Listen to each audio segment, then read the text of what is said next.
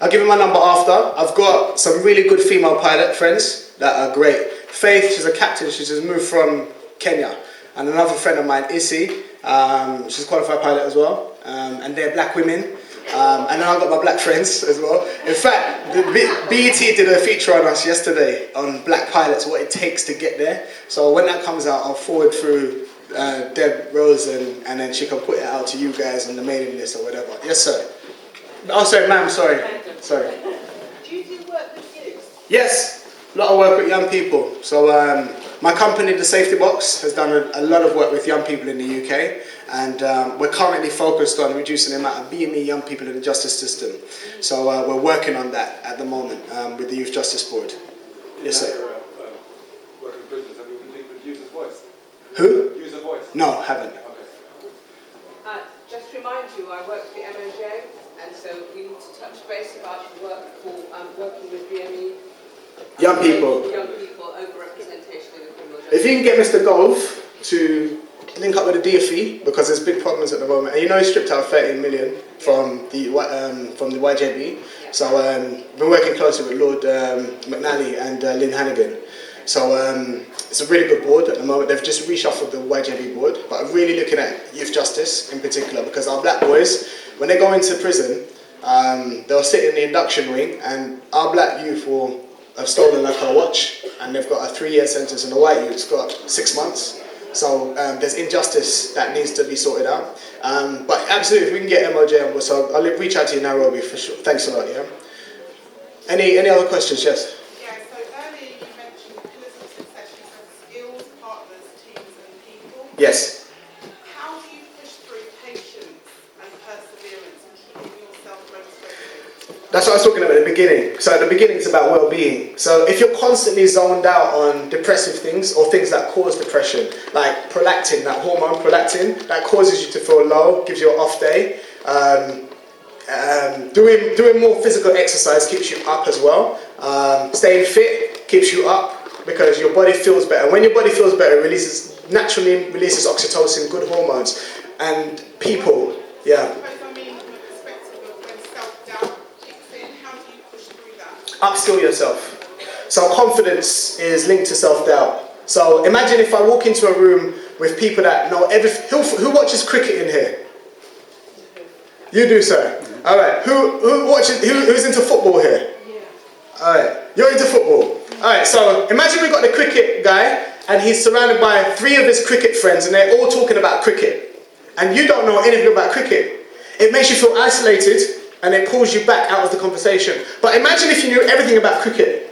You'll be part of that conversation. And as a result of that, you'll have no self-doubt in yourself because you've upskilled yourself. So it links directly into skill. So if you get through the pillars, like I said, you get through the pillars, you've got to go back to the beginning and upskill again. And then you go through the pillars, and then you go back again and upskill yourself again. And so you're constantly then upskilling yourself, which gives you the confidence to talk about that thing or to be confident in that thing that you're doing.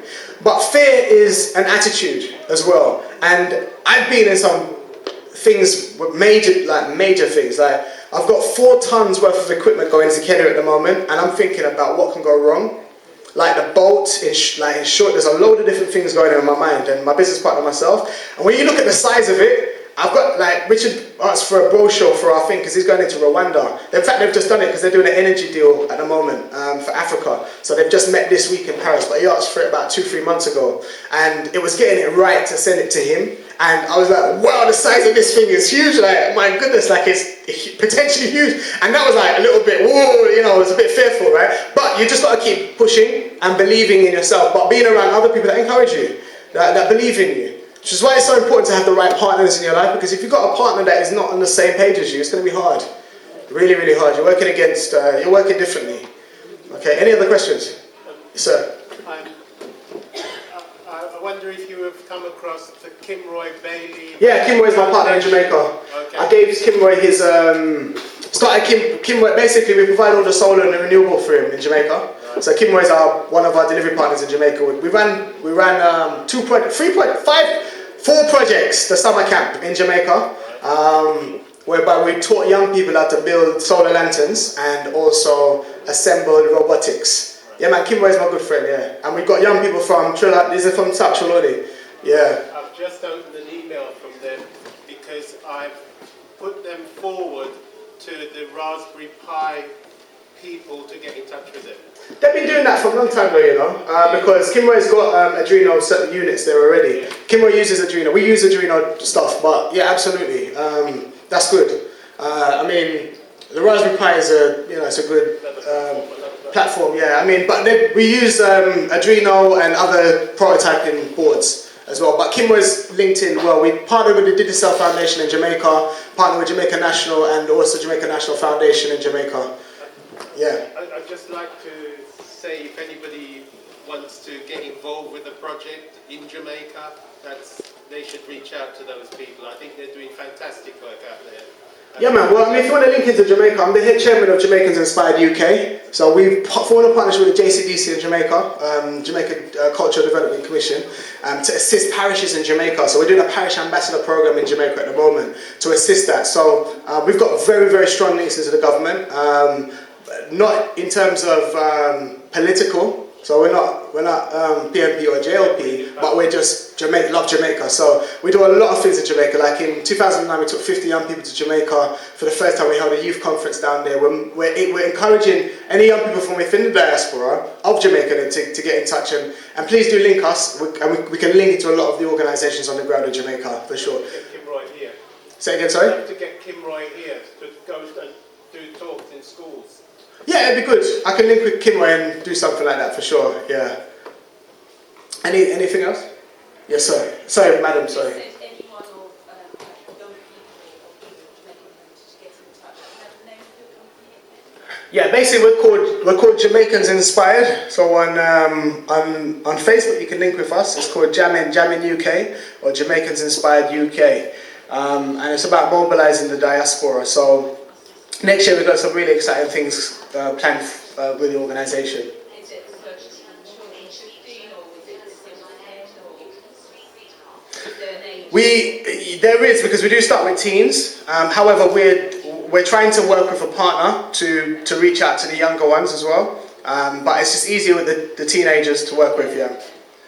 Yes. Can I just ask a question? For someone who's got an idea and would like to patent it and get advice in terms of how to construct a business plan, Yeah. we give links and advice on how difficult the process is, to signpost people to get that help.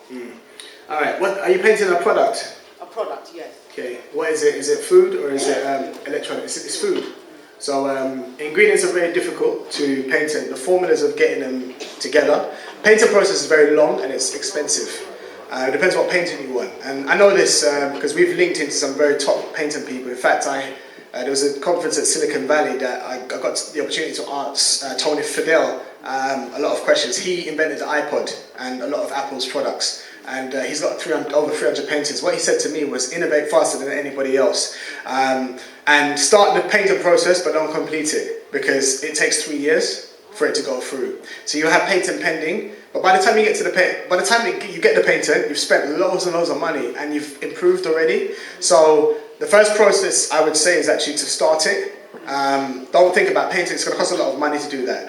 But there are some very good links, and I know some very good intellectual property lawyers here in the UK, but it's expensive. To engage them, firstly, to start your process, it's going to cost about £3,000. That's to start your process. That's just for the UK, you're not talking about overseas. International painters are very, very expensive. In fact, Apple is still fighting China for their first iPhone that they copied, still now. And that's many, many years ago. It's not even worth it, to be honest. Just go and do it fast. Just do it and knock it out quickly. So produce the product, just get it out there. Just get it out there. Start moving with it, and keep your secrets close. Like, you don't need to tell anybody. Obviously, don't go to most of the time you can get, because you're going to need a contract manufacturer. So when you get your contract manufacturers, you'll normally have an agreement with them anyway. So that agreement, just make sure that first agreement, that confidentiality agreement is watertight.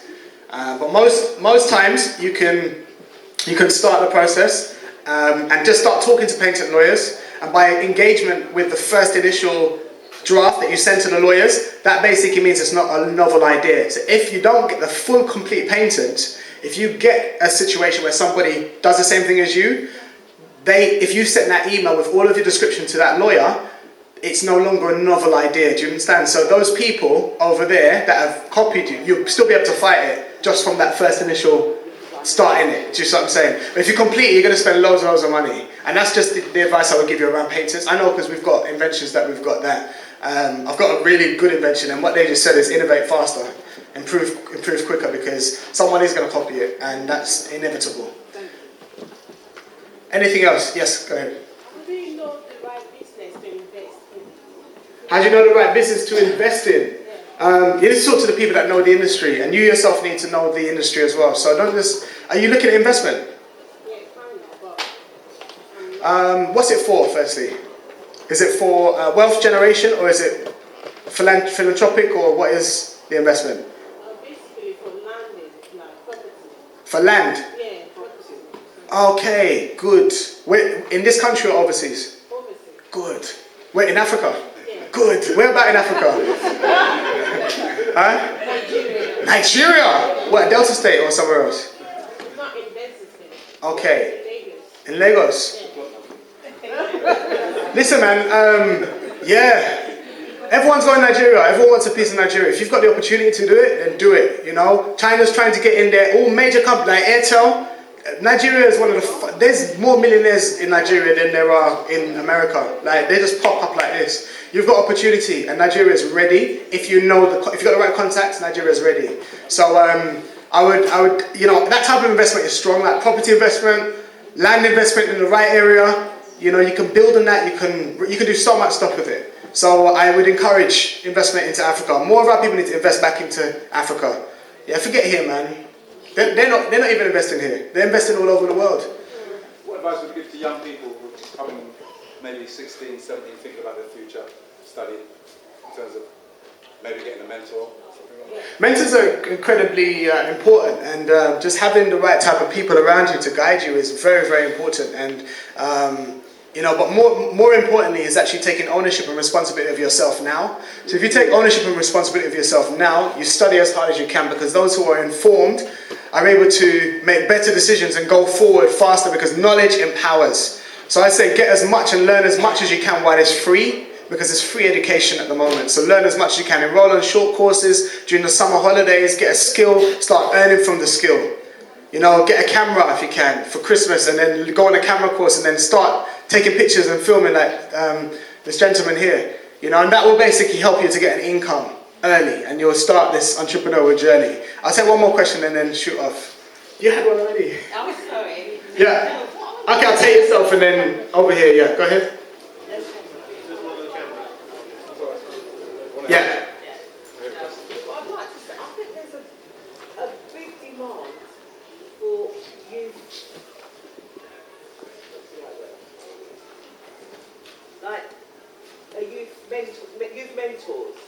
So can't you start something where you go into communities like Brixton and Streatham and they cut down this knife crime? We've been doing it for years. Like, we did it for years, since 2005, 2006. I was on the bus and I was talking to someone about a group that's up in Brixton, and a youth came up to me and he said, you know what, I was over listening to your conversation, overhearing your conversation, and I think a lot of us young boys are lost, and we need role models. I'll tell you what then, yeah? Help us, talk to your schools and tell them to get in touch with us. The company's name is The Safety Box.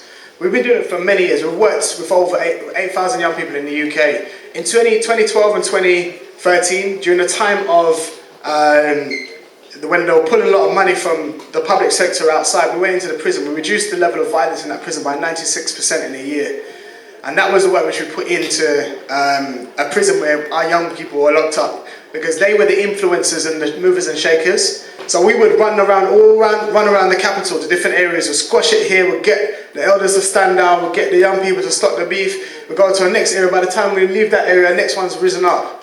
And when we went into the prison, we found that we could connect with the whole of London through the elders, because they were all locked up, and they were the influencers, the movers and shakers. So we created what we call violence interrupters. And they now go back out to try to diffuse the violence. But we need to get into more schools. So mention us in the schools, it's the community. And when we support ourselves, then we grow. You know, the Black Pound would be powerful if we could create it. And we start buying from ourselves, from each other.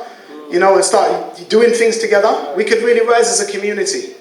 I'm taking one more and then I'm going to head up. Yes? I haven't got much time, but Yeah. can you say something about inheritance tax? Or inheritance planning, should I say?